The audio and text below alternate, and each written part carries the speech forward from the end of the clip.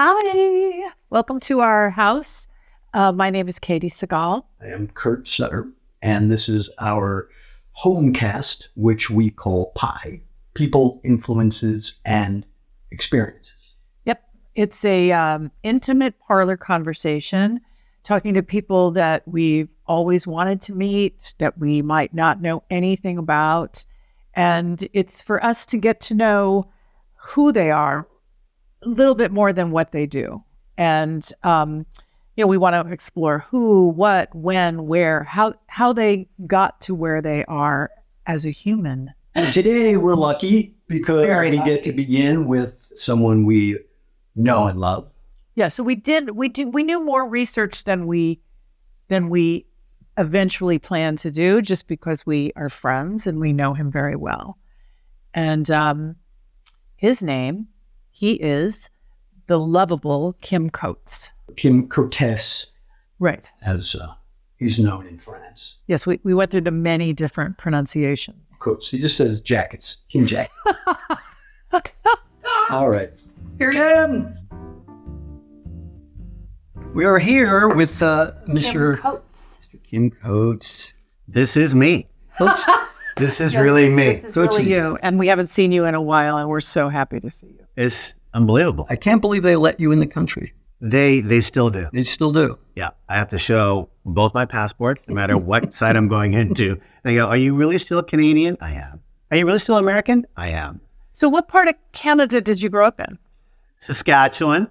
Which is right above North Joni Dakota. Mitchell, right? Joni Mitchell. Exactly. Did you see the Grammys? I saw the Grammys. Oh my God. Joni. I know. Tracy, the whole lot. I'm going to go to the Hollywood Bowl and see her too. I mean, I think it was amazing. Pretty unreal. Yeah. So you're from there? It's Joni Mitchell, it's Gordie Howe, and it's Kim Coates. Sorry, Saskatoon, but that's really the truth. It's that's the fun. I want a bridge name. Who has the bigger statue? Gordie Howe. Of course, Gordie Howe. Yeah. I wanted my name after it. You grew up there. Do you have brothers and sisters? And I have one brother. Right. Yeah. Older, Dean, younger. I lost a brother a year and a half ago. Kind of a sad deal. It's all right. Dale's in a better place now.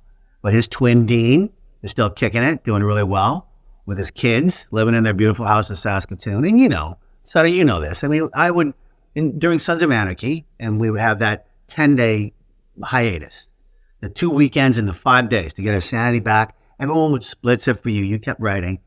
And I would go to Saskatoon. And my mom's still alive. Great. She's almost 94. Wow, good genes. She's, a little German broad. She's just like, go, go, go. Makes pies all the time. So does she? Sort of perfect.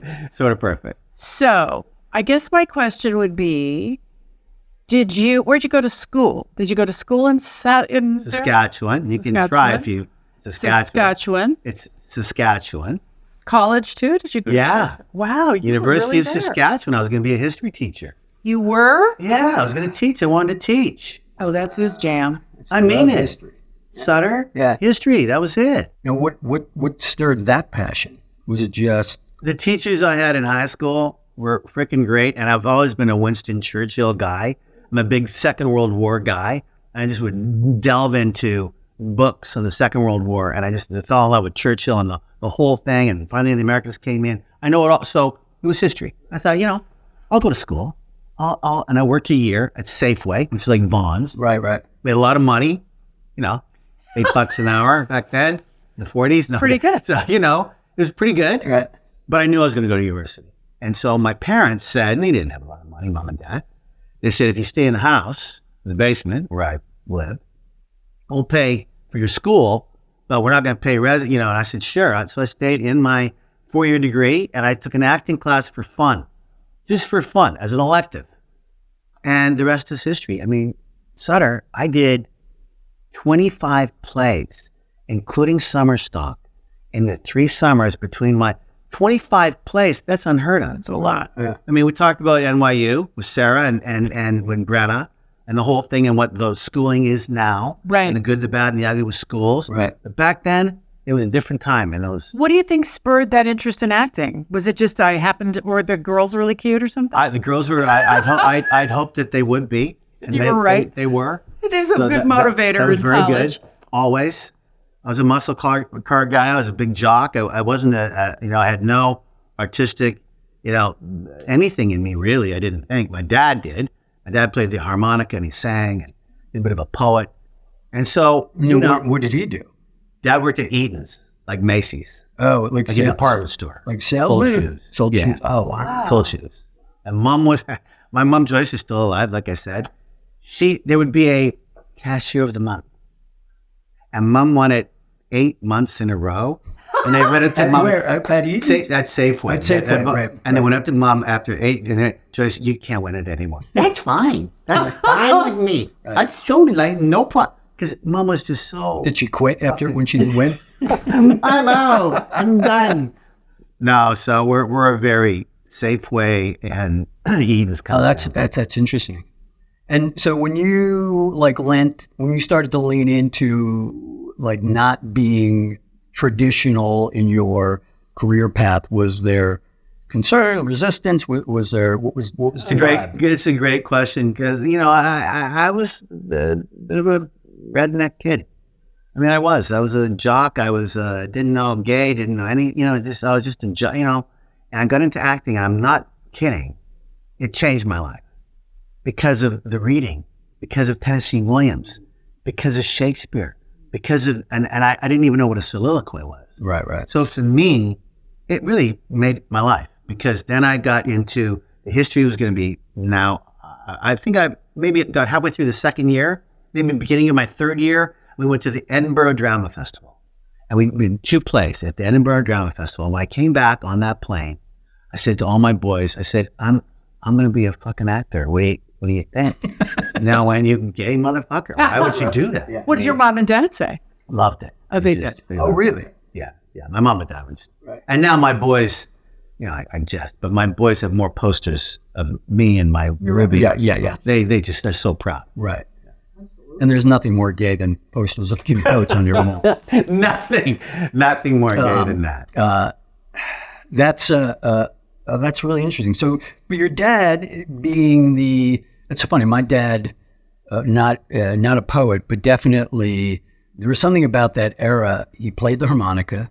He sang. Did he really? Yeah, he sang. Think about that. Yeah, and is Dad gone now for you? Dad is gone, but some of it I think he did. He learned how to do in the Navy, and I think some of it was just how do I pass the time to a certain extent, and I think my dad liked to be the center of attention too,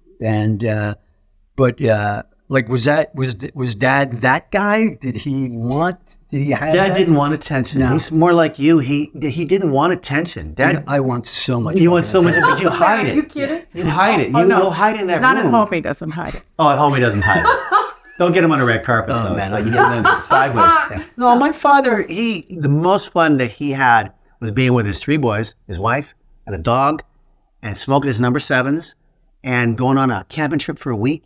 And he had 3 weeks off at Eaton's, and he'd always do the finances for him and Mom, little clapboard house in Saskatoon. And they had one fight in the 50 years they were married. One fight, and I saw it. We all saw it. It was over wallpapering. Wow. Yeah, it started at noon and didn't finish till dinner. It was on because they bought. It was this orange and white teacup wallpaper, and in the morning, very 70s, very 70s. It really was, Kurt. Yeah, early 70s.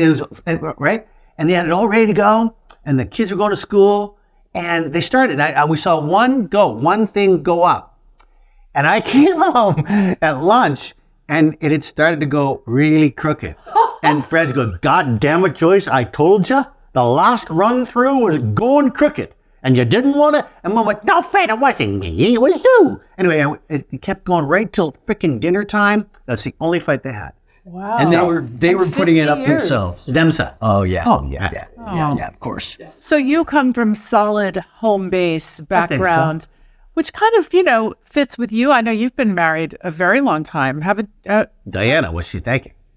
No. It's 38 years now. Wow. 39 years. So that's fantastic.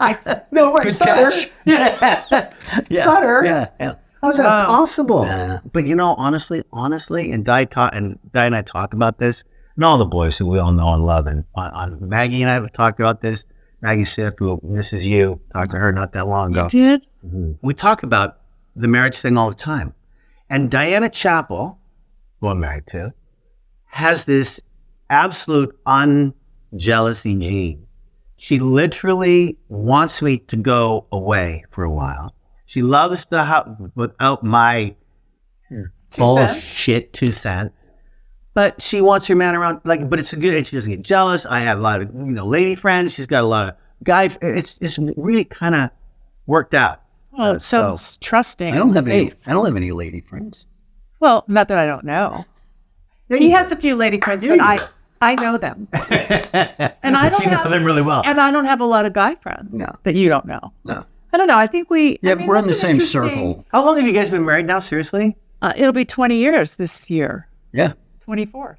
Whatever you say. Whatever you say, hi. But we've been together, 23 years? Since 2001. But it's interesting for us. Wow. I come from, my parents stayed together, but it was not, they separated, they got back. It was not like your upbringing. So this is my third marriage. Yeah. So, I don't, it's interesting when you come from a more stable situation like yours, that you have repeated, you're modeling what you saw. A little bit. Right? And you, yes. And you had a completely different kind of upbringing, did you not? I didn't have a Hollywood upbringing. I had more similar to yours. Your dad worked at GM. Mom was back then a secretary. Wow. And but no arts, no. The writing, Sutter. Yeah. How did that happen for you? Seriously. Well, we're here to talk to you. I know, but can you give me a little, come on. It happened in grad school. I was always writing. I wanted to be a comedian. I started doing stand-up. I started writing, and I started, in grad school, I went, and the plan was to become a Meisner teacher. I was going to teach and direct, and I started writing. And like you, I got exposed to dramatic literature that I had never been exposed to before. And that was my inspiration. Genet, Strindberg, all the poetic realists. Those guys. Ionesco. And great shit. Yeah, changed my world. And I read Joseph Campbell for the first time. And you know what Joseph Campbell was? Yeah. So I started reading him when I'm in New York. Got from Stratford, played Macbeth at 27, youngest Macbeth ever. I go to New York, don't know anything, but all these agents go, I started, and this guy gave me a book with Joseph Campbell. And I read the whole thing, Power and Myth, and I just went, something to this. There really is. Wow. This whole poly. How did you get to New York? How did... By train. Next question. No. But no, I knew did they find, does somebody find you? Agents came up to Ontario, Canada, right, to see the Stratford season. So many Canadians kind of transported at that period of time, 70s and 80s. Yeah. And you look at all the SNL, all the blah, blah, blah. There was 100%. Canada was like now. It seems like the UK is the new Canada. Everybody comes from. Yeah, I think that. Yeah, right, Katey. And I think the whole British Canadian, the Commonwealth together, and the whole Shakespeare thing and the Stratford thing. Right. And there is a more stage thing. I think America, not known for a stage, but it's film, television in America. It's that right? I didn't realize they had such a big. I knew of that festival, but I didn't realize it was as massive. The Edinburgh Festival? No, the Stratford Festival in Ontario. The Shakespeare. To mirror the Stratford upon Avon in England. Got it. And it opened in the 50s with, Did you ever go to Drew? Did you ever go to Jersey? Because they always did not. They still have a big one. They do. There. Yeah. That was the bastion of Shakespeare in New Jersey. Yeah, Jersey. It was out of Drew University. So it sounds to me like, here's my question. Yeah, go. If there was anything that you could redo about your childhood, something that maybe that you didn't, like I always wish that I'd stuck with piano lessons, because now I'm self-taught. You took my answer. Oh, right. Mrs. Schneider, grade 3. Right. I'd had it. She kept hitting my fingers with the pencil. I know. Hard, and they were harder. And I'm trying. And so I said to Mom, I'm 8. I went, Mom, I just can't. Mrs. Schneider, this was whacking me. Well, you probably deserve it, honey. Keep working on that. You're not trying hard enough. You're trying hard enough. And now don't you regret wish you would stay? Oh, Katey, so during COVID, absolutely. I don't know what you two piano did. lessons? Huh? Did you take piano lessons? No, but when I left America, no. But when I left America, You tracked down Mrs. Snyder. I and you tracked beat her the down. shit out of her. And I fuck yeah, Walking Dead. This no, so no, long gone. But I went up to Canada. Remember, it was March 17th. The whole world didn't know what we're gonna do or what's happening. Theo Ross is starting to call. Maybe we should. And I'm up there, and I had to quarantine for 2 weeks. And we quarantined in this beautiful farmhouse that didn't have TV, didn't have radio, and I loved it. And I went to my wife. I'm going to talk to you in 2 weeks. Because let's just go all in. Let's just go naked around the farmhouse. Let's go. And that was horrifying. And then she goes, so what are you going to do? And I went, there's a fucking piano. It's at Sylvia's house and the family. There's a piano there. And so I bought a few books from an LA store before I went. And I had some books and I got back into, let's say it's so yeah, I got back into piano and I freaking love it. Now I can play the odd Christmas tune. Are you playing? So you're continuing? No, I quit. But I'm saying at that time for those 2 weeks, I was in every day. This is my story. I have continued to try to take piano lessons because what ended up happening was I hated the teaching. So I had a piano moved into my room and I taught myself sort of enough so I could write some songs. Good. And now every time I go back, because I know it's good for your brain, I'm like, let's take piano lessons. Correct. I am so lazy. I will not practice. You have to practice all the time. And I really regret. Are you telling me with all the songs you've written and done and you're brilliant, you never play the piano? No, I do play the piano. play It's totally self-taught. Like I'm limited. I'm super limited. You can bang it out to write a song. Yeah, I could do that. But I really wish that my wish was that I could play jazz piano. If I could go back. You need to go back for that. Because that's freaking hard. Yeah. So hard. But I love. I had the same thing. You, Sutter? What would your thing be? My dad wanted me to play the saxophone. And at the time, because he loves Boots Randolph, he loved all those brass dudes. And I was like, that's the most stupid instrument in the fucking world. I want to play the drums. And they're like, all right, here's a set of bongos.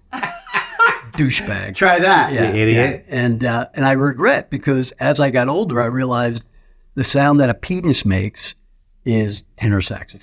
Penis. Yes. Yeah. If a I penis just said penis. I did say penis. You did. If a penis could talk, it would sound thank you. There you like go. a tenor saxophone. And I realized it's the coolest fucking instrument in the world. And I go, oh man. I totally would have dated you sooner. I Exactly. love musicians. Oh, Exactly. there's no doubt. Absolutely. Have you? Didn't mean to throw you off with the penis. I was kind of a okay. little surprised. All right. You know that your boy Dayton Callie plays the saxophone. I did know that. You did. Did you know that? I didn't know that. I didn't know to what degree. Really good. Wow. He's had some health issues now. Dayton, love Dayton. He's really old. I love him. He can't. But that little guest house, that little in Lucky, where I would go, and once in a while I would go play. You go, fuck you, I'm not gonna play. I don't want to fucking.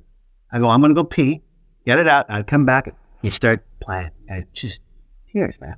I did know that. I think Dayton and I did have conversation about his music background. You did. Because I think he played a lot when he was younger. He did. Yeah. In jazz bands and all kinds before of he shit. got into the acting. Yeah. Yeah, he's a soulful dude. You can tell Rough around the edges. musician in him. Jesus, I love him. Soulful. Super. Do you remember those? Yes. Do you remember those upfront nights that we would have? Season 2, season 3 in New York at the Lucky Strike. Oh yeah, the bowling alley. Yeah. The bowling alley. Right. And we would all go, and Sutter, I'm telling you, and the first year is just like us and Charlie. And then we let Theo come, and then Ron, and we'd let everybody finally come. Mm-hmm. And we would show up at those things, Kurt, and every other show would just back away because we just came in. Guns blazing. Yeah. Just no fucking around. Yeah. And it was some of the best years of our life. It absolutely was. It was like it's like casting is the deal, right? It was like magic casting. It really was. It was so. Do you realize It's so rare. how beautifully lucky and awesome you and everybody and Wendy and John just cast that? Yeah. No, it was Kurt. It's 90%. It's absolutely 90%, and it's such a rare thing, actually. Oh, yeah. I've done many shows where you're just like, even if there's Super one rare. piece that's not quite right, it just throws everything off, Yeah. right? No question. Yeah. No, it was very very special time. See, our goal, we don't know anything about you, Kim. Yeah, We're not researching. Our whole Oh, thing, I see. Our whole thing is this we is do the- absolutely no research. Yeah, no research. And what Well, we I'm wanna I'm do- an unfair thing because you Well, know you- everything a little about bit. me. Yeah, but we know You're- some, we know some. you know. We know a lot. But not, none of the, and it's basically finding out who people are and how they became Love it. who we know today, rather it. than this is who you are today. This is what you're doing. You know what I mean? Love it. Just a little. For me, it's mythology. I love it. Do you know what I mean? And Yes. it's also kind of figuring out, like, the way we raise our children and what the influences are that we grew up with and how we do it differently, what we learned, what not to do, what to do. It's all that's really interesting to us because we have three. It's the best and we kind of raise dialogue. them, Right. So let's talk a little about Diana, Sure. your beautiful wife. Sure. So where'd you guys meet? How'd you guys meet? Yeah. So it was in university, Oh, in college. Saskatoon, college. Took the drama class for fun. I got to tell you, this is not going to be a shocker to Sutter, but maybe, because you and I had sparks in Sons of Anarchy. We had sparks. He used it as foreplay. I know he did, but we had sparks. And I love you. Right? And we really Yes. took care of one another. Yes. I had one girlfriend in high school, Cheryl Earl. One. Chicks were afraid of me. I was just a tough guy, jock, right? So I'm thinking, well, I'm bound. And we broke up when I went to college, as you do. I'm bound to meet. I had, I don't know, sorry, Diana, but she knows, maybe 12 chicks that I was kind of dating, mostly from the drama class. At one time? Yeah. Just here, I didn't have a lot of money, but so it was like a beer here, beer there, a kiss here, kiss there, whatever. And February of the first year at university, I met Diana Chappell through a very close girlfriend of mine. She introduced me to Diana, part blonde, just smart, just fucking pretty. It was a bad boys like you and I are. And so we dated, and it was her birthday, February the 3rd. Oh. And we dated our first date. She was 18 and I was 19. And I, it was a fun night. I remember, she tells the story better than me, but I took her to like a keg, like a steakhouse. We had the Matus wine, sparkling wine. It wasn't horrible. In the bottle. Yeah, in the bottle. Yeah, that little, you put a candle in it. Yeah. Right. You remember, we're the fuck same. yeah. Right? So get the bottle of Matus, maybe even another bottle. I don't remember. Driving home, everyone drank and driving back then. And we with no seatbelts. no seatbelts, get back to my house. And I ordered Chinese food at 1 o'clock in the morning. Like, what am I doing? Like, I had a double dinner. Right. And so we just hung up. And so we dated here and there. And then we really became boyfriend and girlfriend at the start of the second year of college. And you dropped all the other 12. Yeah, the other 12 were dropped. Okay. Yeah. Good. She 10 out of the head of the 10 pack. of the 12. She became leader of the pack. She became leader of the pack. Now, was she in the drama program? Not at all. No. I'm sorry, but there ain't an artistic bone in Diana's body. Right. No. Was she a history major? No, she became a teacher. So She was English. Right. She was loved teaching. it sounds like I always think it's interesting, the opposites of people attract. Right? So it sounds like she's not that you're not stable, Kim, but that she's more the stable, sensible, no question about right? Which I think is so interesting with us. Yeah. Who is it? Well, who? Well, I think we switch off. I mean, in so many ways, I think you are the actual brains behind the. You're more sensible than I am in a lot. Who of does ways. the bills? Not Between you us. two? No. Yeah, people. People. Yeah, people. No. Like people have people. I exactly. So the people's people of the people do your bills. But Okay. I didn't, You done them. yeah. Oh yeah, we both did it. I we do were mine a little bit. struggling. Yeah. We I struggled mean, too. I don't have people doing my bills too, but I know that me and Di talk about the. Right. Who handles? Yeah. Is Di the No, money girl? It's me. It's you. Yeah. Very good. My dad did it. My dad was all stat. Yeah. Oh, Yeah. So I became the My stat. dad too. Yeah. Did he? Yeah. Oh, yeah. Pop, come on, right? Yeah. the checkbook. And fucking love it. Your relationship, did you kind of loosen Diana up and she stabled you down? Is it that kind of balance, or was she kind of, I think we were in such shock that I was doing Bernie Lipko in Sexual Perversity in Chicago. And I was playing action in West Side Story. Wow. And I was becoming this, my mentor, Tom Kerr, gone now. But he saw this Safeway kid, motorcycle riding since I've been 8 years old, tough guy with his muscle cars, in drama, and he saw something in me that was talent. He literally saw it. And I knew nothing, but I wasn't afraid to fail. I told you, I didn't know what a soliloquy was, but I don't know what that is. It's a soliloquy, and these people go, you don't. Well, it's worked out for me because I wasn't afraid to ask questions. Right.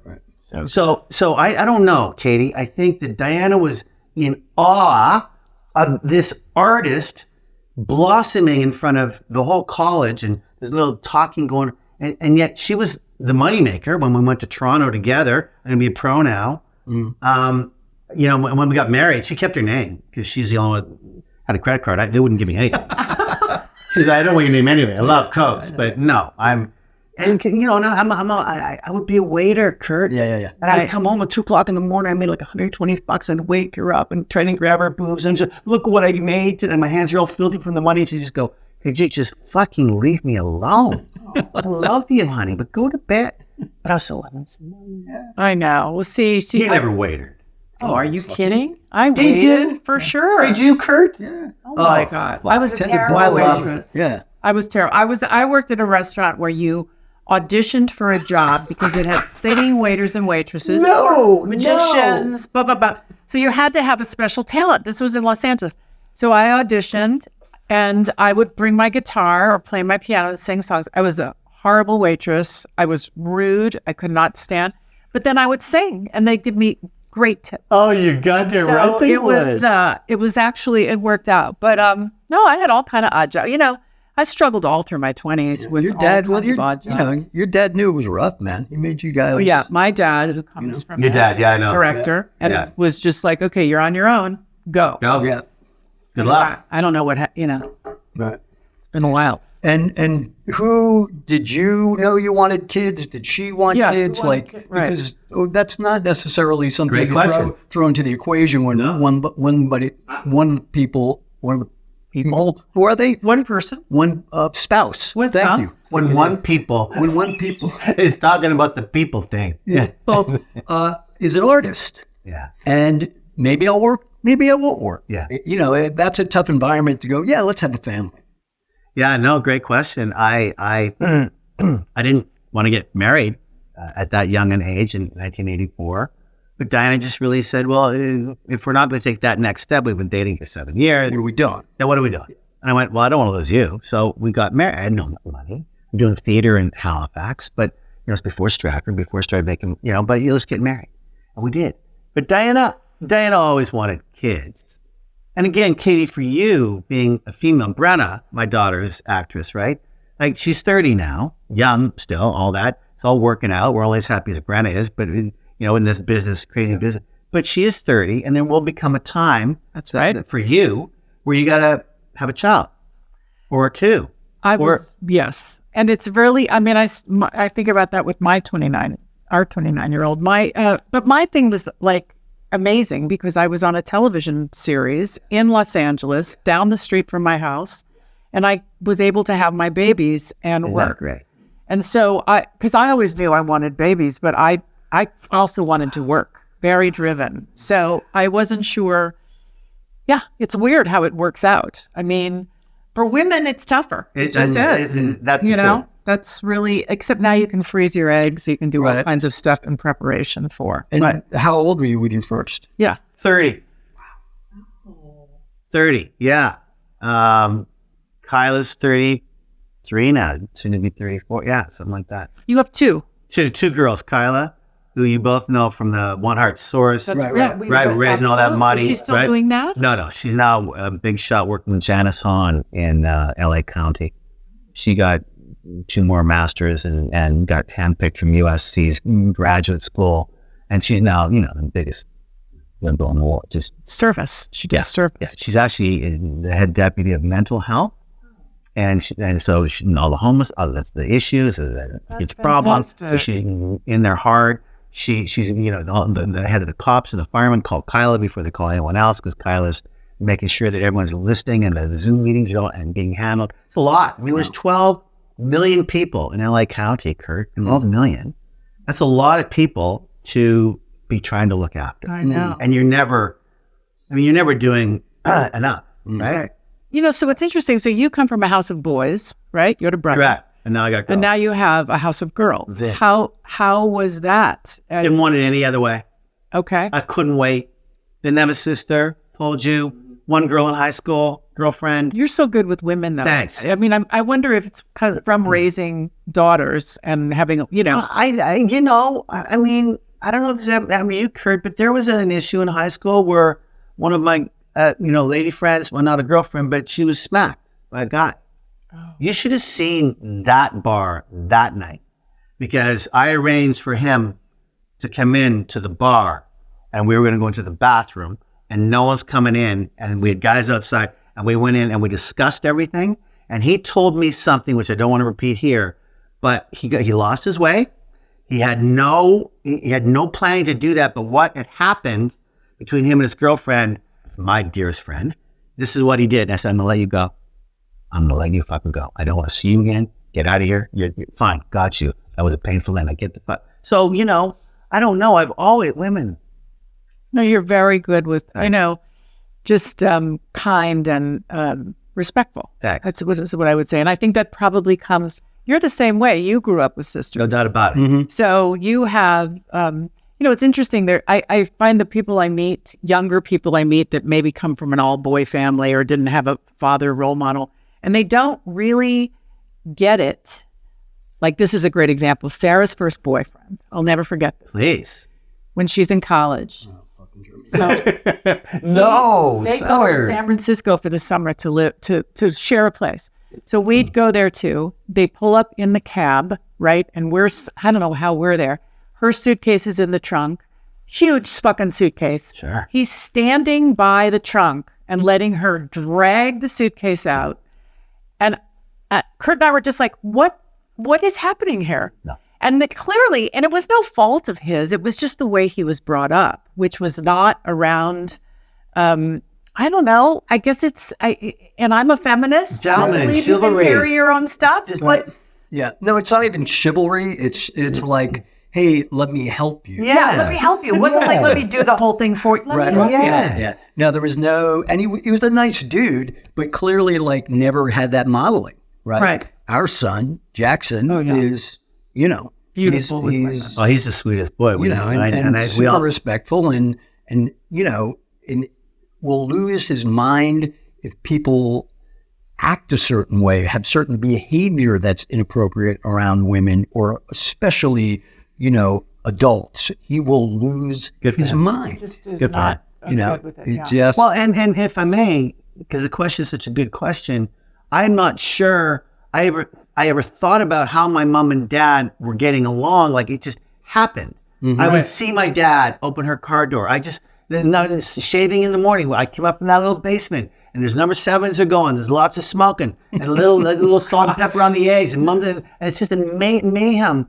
But Dad did hold doors open for my mom, and he just treated her with respect. So it's not like I was taking notes. Mm-hmm. No, it's just but what you now it's what I absolutely. I think that's right. Yeah, and I think that's that's what's interesting about growing up. Well, it sounds like your father was, respectful of your mother. Yeah. And so it really, it's kind of it's interesting because I think about our family, and I don't know about yours, but ours is a big I love you family. Like, anytime anybody leaves the house, I love you, I love you, I love you, constantly. So great. And I didn't really grow up with that so much. And I know Kurt didn't grow up with that You so didn't, much. I know for sure. No, no one in my house uttered the word or the phrase, I love you, till after I got sober. And I was like, this is fucked up. Why isn't, and then once I said it, wow, then it was like, oh, okay, we can all, and everybody felt it. Wow. But it was this weird, that weird post-World War, you can't say it Stiff 'cause upper if you lip, say all that it, lip. it's I don't know, but I just knew that was not that it wasn't abnormal. I understood why it was normal, but I thought I can't do that anymore, and now I'm just It's great. constantly. It's great. It's great. Yes, Dad, I know you love me. All right, I don't get it. I love you too. I know. I love you. I gotta go. Yeah. No, it's It's that. so true. Well, I think our generation kind of has swung it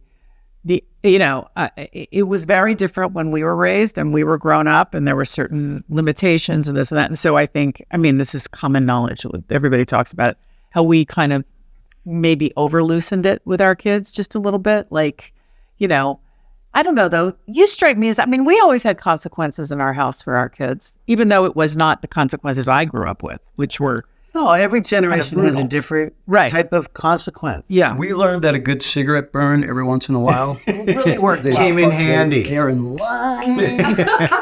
I'm kidding. He's kidding. No, but still, no shit, man. I don't know. What's happening, right, with our Mother Nature and just stuff, and the world's going so fast now, Kurt. And we still want to write good things and act and produce and work. And what's happening? Here's what I want to ask you. I'm going to lead into this by talking about myself as That's fine. as I do with most things. We've kicked this up a bit. Like, I know that I have a certain book, right? That when I don't want to call it lore because it sounds too indulgent, but there's a certain expectation I think people have of me, of who I am, of my behavior when they don't know me and I walk into the room. And then, sometimes I'm aware of it, sometimes I'm not, sometimes it's there, it could be conscious, unconscious, whatever it is. But my goal in the last few years has been not to change the book, but to add some new pages to it, right? What do you think, your book is, right? What do you think people expect when Kim Coates walks in a room? And is it accurate? Is it not accurate?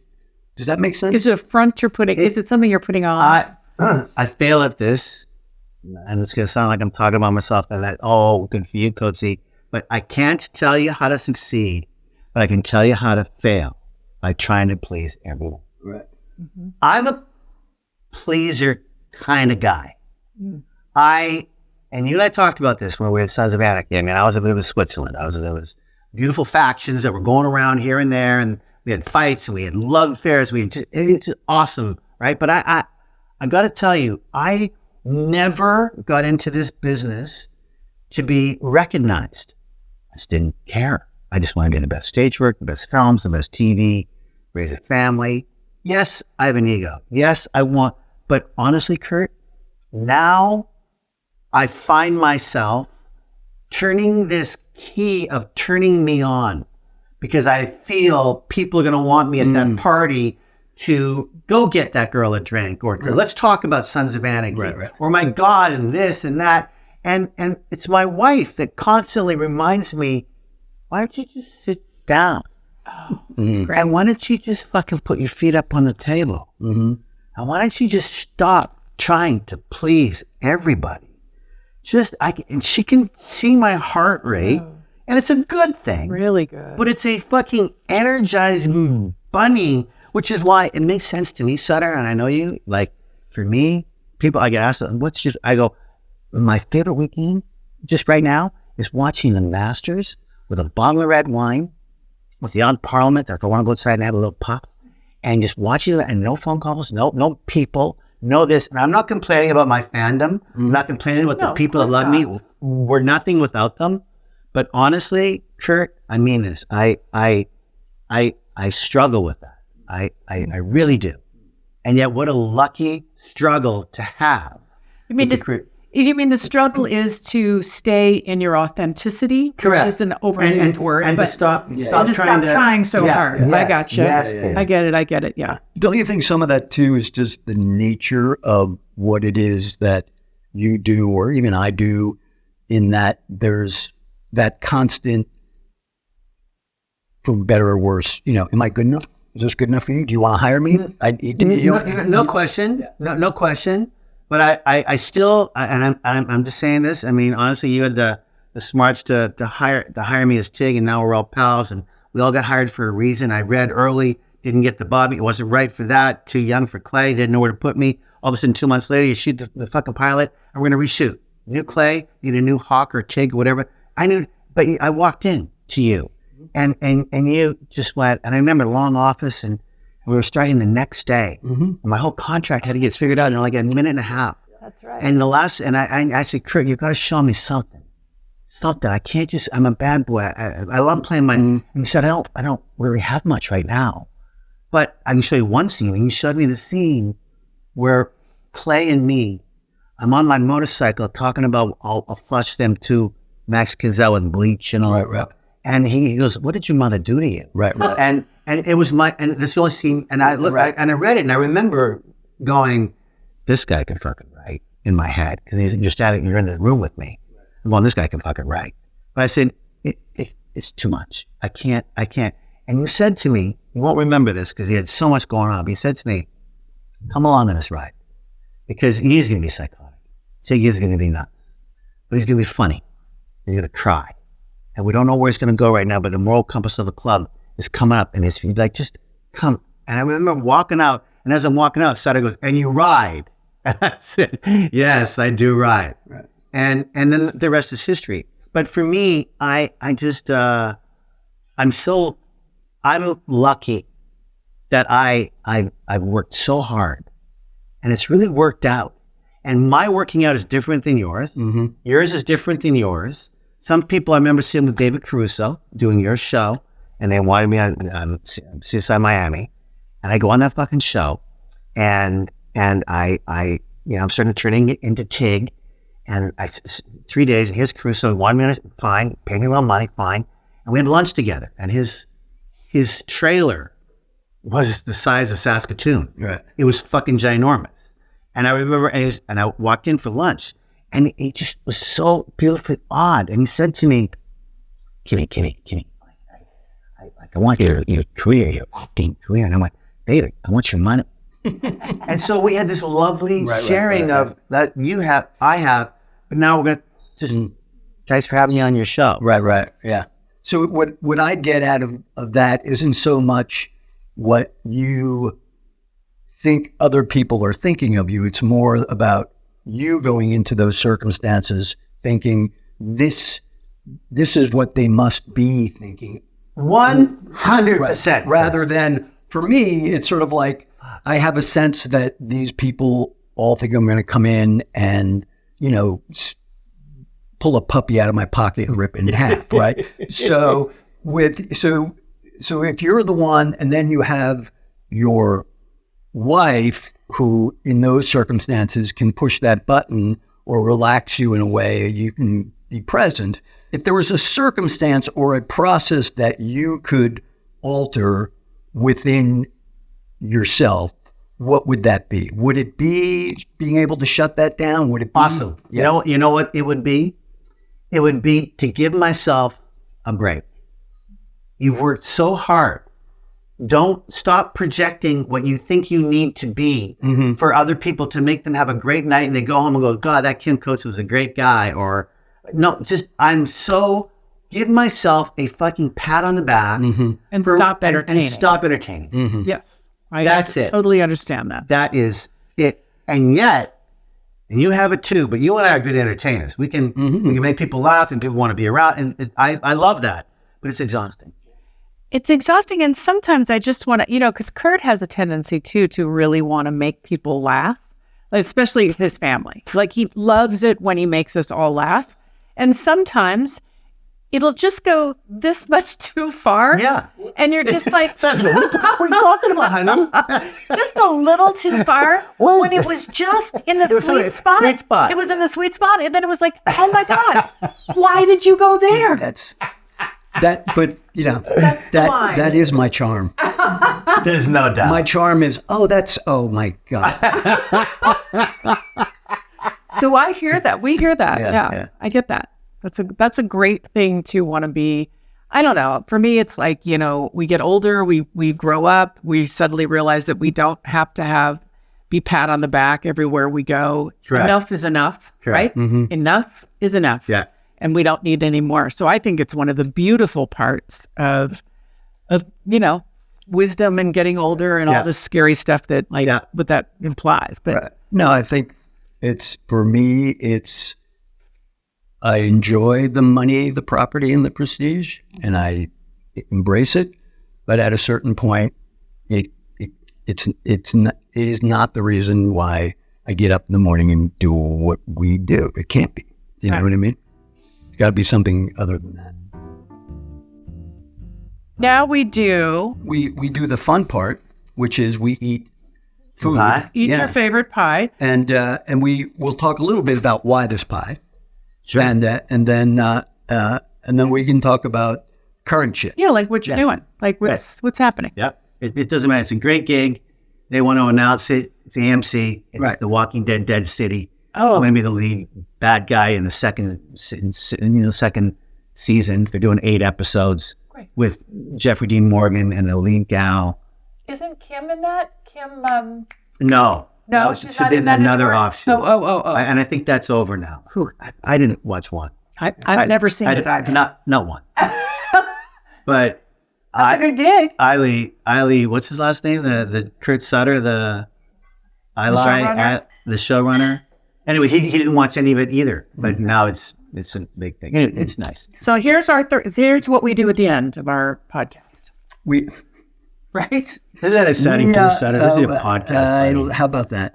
I sort of know this already because I heard in the kitchen. But this was not your first choice for pie. No. Well, and your first choice was? Peach. Why peach? Because the interior of British Columbia, where we have a little spot, it's famous for its peaches, its pears, its cherries, its apples. The wine's unbelievable now, the golfing, the lake. And so I've been eating peach pie there since I was 20 years old. Oh. So that's why. But Kurt, to be truthful, I just like pie. Right. No, but apple lands in the peach world a little bit. It lands It's not really it could have been a raisin. It could have been cherry. Apple is a winter fruit too. I think it's a winter peaches fruit. are summer fruits. Yeah, that's why we couldn't. Katie and you guys were all freaking out. Well, you can't get a peach. Well, then get any pie. Flan pie, banana. I don't know. But see, he has a good pie story. Cheers. That was really good. Okay. Do you have a pie story? Well, he just said it. He's had peach pie since he was in his 20s. Oh, yeah, this is good. My grandma, German stock, Saskatchewan, not a lot of money. It's pie. They made all that stuff. I love pie too. Pie. Did she make strudel? Yeah. Did she make kipple? Dumplings, strudel. You know what kipples are? I don't know what a kipple is. My grandmother was German. Kipples are basically cookies that are little strudels. Oh. I made them for you. And my grandmother would make like thousands of them every Christmas. And then my mom did it, and then my sisters do it. And it's poppy seed and nut. But they are. Your sisters came and made the good ones. Yeah, but they're strudel only like little cookie. Beautiful. Yeah, no, beautiful. Yeah, we the whole Canadian German side of my family is kind of nuts with food. What's the other side other than my dad? My dad's the English, Scottish, Welsh, Irish, all there. So I've got all that going on. And I got the German stuff going on with my mom. But yeah, that's what is so Coates is British or yeah. Yeah, it sounds British. It was. No, it's English. And it was Coating without the S. Like if you look at my family tree, they didn't have the S. It's kind of a French-English combo. And someone probably said, I hate the French. We're gonna put the S on to keep it more English. They didn't want it to be associated with exactly right. that. Well, that's interesting. So yeah, that's where the coats came. I get cotes, they don't know how to say it. I just go jackets. It's just them jackets. Coats, jackets. Let's talk about what's happening with you. Whether it's business or like I know there's shit we can't talk about because it's super secret. Sure, but we can talk about something if you don't mind. I worked with Netflix last year for 4 months, hopping on a 17-hand high black stallion called Phoenix. Ooh, fun. Stunning, and I'm a big horse guy, so that was, but I really fucked up my hip. I mean, can you imagine always trying to get up on, and he's tall, and I had my boys who would always hold the saddle down on the other side of the horse when I would get up, a big coat, 1850s. It's all going to come out eventually of who I'm playing and how much fun that was, but that was an epic adventure in Santa Fe. And I just signed something, and then we went on strike, as we all know in this room. And it's hard for the Brennas and the Jacksons and the young kids and the hair and makeup and the dolly pullers. We're not complaining about us. We were still lucky, but honestly, it was hard, really hard. So I think the business is coming back now a little bit for sure. Mm-hmm. I just got a great gig in Boston. I'll be there for 3 months. I start April-ish.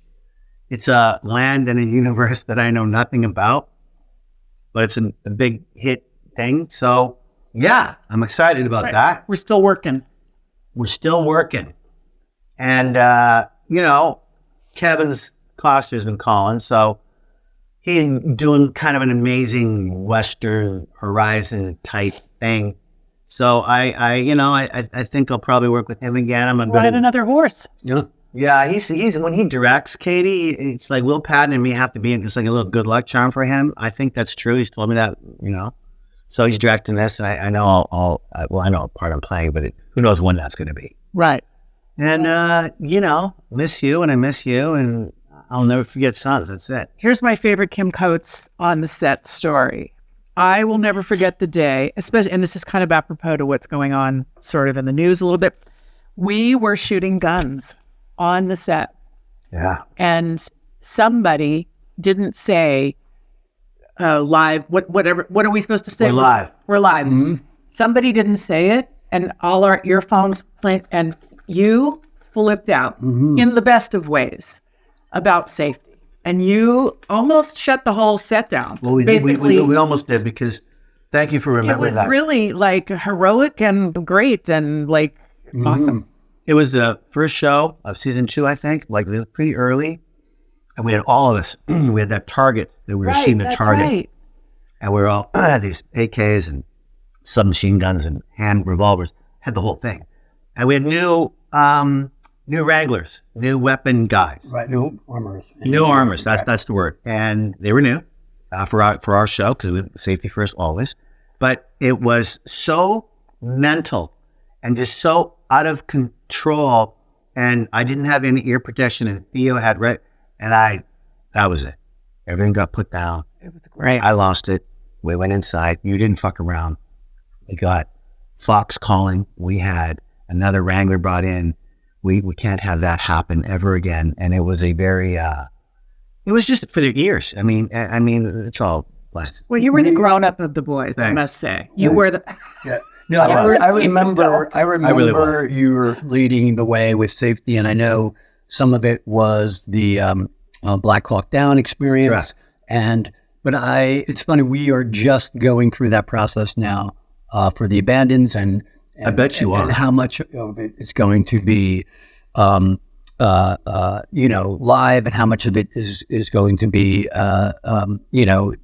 vis effects and clean guns, and obviously on the heels of the catastrophe that is Rust, it's a very current and an apropos concern, and I take pride in the fact that I've been on shows where no doubt where our business was guns, and we never had an incident, and it was because there was awareness from day one, and as a result of people who had the experience. Yeah, absolutely. Stopping it. And every time that gun got put down, prop would pick it up and they'd give you the cold, there's a process to it that, we laid down a few motorcycles, but but we're so lucky. But here's the deal. We're lucky because we did it the right way. Right. You know what I mean? And when I hear those stories about what happened on Rust, very much what you were just talking about in a much broader, expansive way. And I don't mean this the way it's going to sound, but I'm not speaking about anyone in particular, but the fact that motherfuckers aren't in jail blows my mind, because it's manslaughter if you don't keep those rules in front of you at all times. Yeah, and the leader, well, I'm sorry, but it's kind of like what, how we say. Can I just say one more thing to that, please. if I may sort of interrupt you? No. But I have to say, because I know Alec, and I worked in Santa Fe a lot. So, but here's where things go completely out the window. When you start saving money, to the point of saving money, to then saving money where the crew's all exhausted, they're not being flown in or brought in, Right. or we just got to get the movie done, and the guns are, it's fine, it's all set, and then someone can die. Yeah. And so if you don't, and that's why you told that story about me, Katey. Right. Because that was the first day with a new armor on our incredible show. It was just starting that was your big season 2, starting to go crazy here now. And if you didn't nip shit like that in the bud right away, then there would have been more issues. And I remember the motorcycle riding. You weren't there, but I mean, you heard about everything, I'm sure. But I would stop the shots. Cut. Because DL was doing something with or Tommy was trying to drag I go, Tommy, what are you dragging your feet for? Yeah. Well, because they're slippery. I go, well, you can unslippery them when we're not riding a motorcycle. And boy, oh boy, they used to fucking hate me, but they love me. They called me Safety First for a reason. And at the end of that Was show, that your nickname? Safety First. Yeah. And Charlie called me Commander Coates too. I love that. But we would touch wood, and you're right, Kurt. There's a couple of laydowns, but we got away with it. Yeah, we did. Well, that's the deal. What we do should be a collaborative effort. That's what I always think. So the fact that, somebody in the cast feels like they can stand up and say that is just indicative of the collaborative effort. It's like, you don't have to be the number one on the call sheet to be the one but it's like you took care of everybody. It's great. Well, thank you.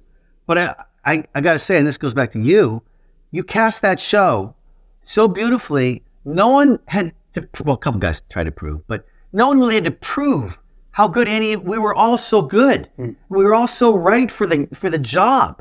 Right. So it did have something to do with Black Hawk Down. I'm telling you, when you're on a little bird, and Ridley Scott goes, mate, so you're riding the outside. I'm a little bird, and we got, and you'll have the gun. So I said, yes, of course, it's all right. I had one little rehearsal where I'm on the outside. They called it the cowboy John Wayne stool, where you had 2 and 2 on the outside of these helicopters, and that was really me. We really landed on that roof, and we really had the safety on that show, and you can't even imagine with the mortars going off and the thing and the thing and the thing. Anyway, I saw it, and I felt it, and I knew it, and I knew this world that we were developing with Sons of Anarchy, with the whole biker element and the roughness and the guns and the bikes. I just knew that we're going to be all right, but let's just try and be extra all just right. be safe. Yeah, right. Sutter. Yeah, no, and and it's and as you probably experienced on the gig you just did, when you throw in live animals, you throw in period stuff. It's and for me, it's always safety first, authenticity second. And how do those two meet so that you can honor, keep people safe and keep the world believable? Yeah. Because then I can tell the stories I need to tell, right? Exactly. And it's it does have to remain in that order. We had this incredible fire. I won't even tell but there was a fire that we had to incorporate a fire. Yeah. No, not in Sons, on the show that I did in Santa Fe. Right. And I'm on this stallion of a horse with my boys beside me, and the head wrangler. I said, what if Phoenix starts to freak in here? And we were very close. Phoenix was the horse? The horse. And he said to me, and they're all there. All the wranglers are there. But as you said, authenticity of the cameras and they want to see me and he said, if Phoenix starts to just freak, turn him around. He wants to see everything. He wants to just see. When they get freaked out is when they start to, and I so in the middle of the fucking shot, sure enough, all these barrels that were timed to go off and explode in this fucking floor. Oh gosh. And I turned fucking Phoenix around and he was prancing. And I just left the fire the whole time. I turned my head and it was fine. But he could have freaked and he could have taken off. And then I would have had a wrangler up my ass and please don't fall off the horse. I'm pretty good. But when he could have bucked. Big horse. It's a big fucking horse. Wow. Yeah. Wow. Yeah. No, we, I remember on Bastard, we couldn't, Executioner? Bastard Executioner, we couldn't, we couldn't even use wood swords when we were on horses because even the clicking of that could so we had to use like rubber, because you couldn't non-sounding thing? Yeah, like you couldn't, like there were some horses you could do it with that were trained and then horses that weren't. So there's just this extra, it's protecting the animals as well as protecting the talent that is on the animal or near the animal. You know what I mean? And it's a whole other layer of concern and personnel, and but it always has to land in that order. This is why I don't do anything with action. I just like to stay on the ground. I don't ever. You stay on the ground, I'll never Carrie? forget the You one with that? shot. Well, I have fear of heights. You could on your. So on one the time they had to put fucking me on the roof of the garage on Sons. Charlie's little up. JP and I still talk I about was that. crying, She was crying. but they had to put You me didn't up like there. it. Oh my fucking god! I She was cannot screaming. stand heights. I was crying. They had to get a crane to bring me down. I mean, I'm such a brat. I'm such a baby, and so I. Can't How did you get up there then? How Did you did I- climb? Did you climb? Well, Oh I no! think Let me. they put me up there. Yeah, because there was no actual. There was no no action. barrier.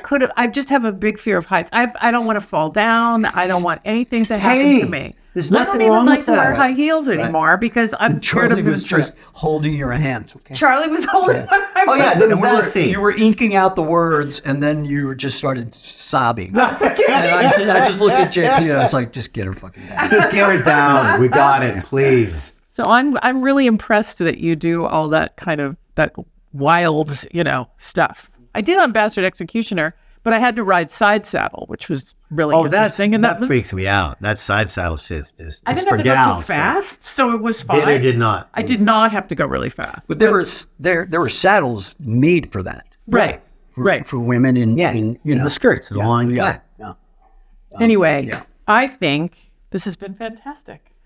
Well, can I just say, being the podcast professional Yes, you that are. Theo Rossi and I became, good fucking luck. No, good fucking luck, because it's so fun. Like, this was fun. That's And why you we get want to, to and do you it. get to know stuff about people that you don't know.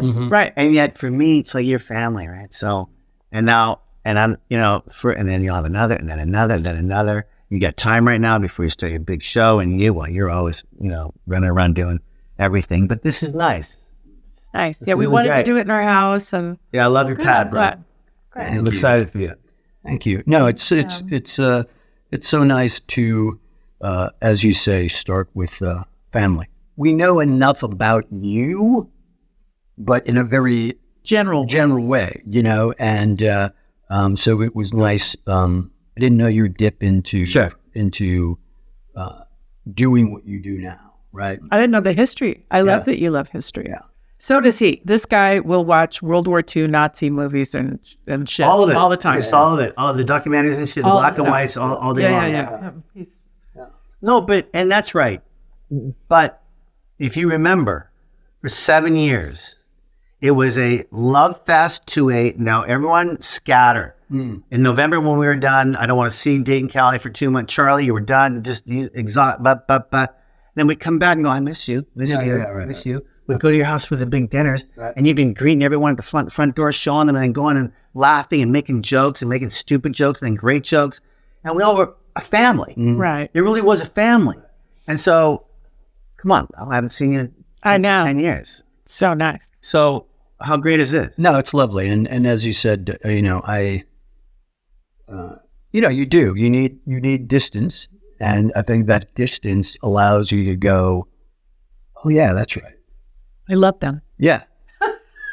yeah. No, that's right. Oh, yeah, Because that's right. It's it all becomes relative, and you. What get is to- it? Familiarity breeds contempt. Isn't that the? Sure. Yeah. Sure. And then what distance Distance makes the heart grow fonder. Yeah. So that's kind of what it's sort of what, because when you are on a show for a long time, I've been on a couple for a very long time, and you become really family, and then you just need a break, just like when you graduate from high school. You just need to be away from What it. does Christina still call you? Mommy, Christina Applegate. Yeah. I'm still mommy. Oh, Absolutely. I'm always mommy. Yeah, Yes. mommy. Yeah, it's very sweet.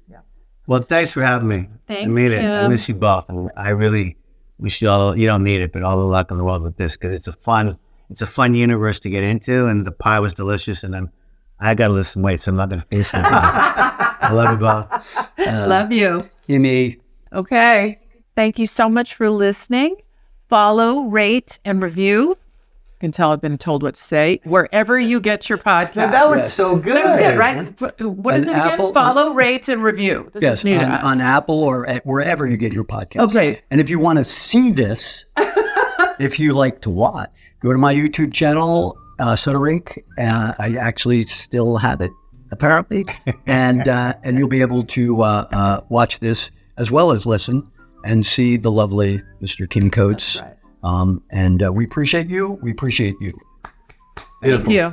All good. So good.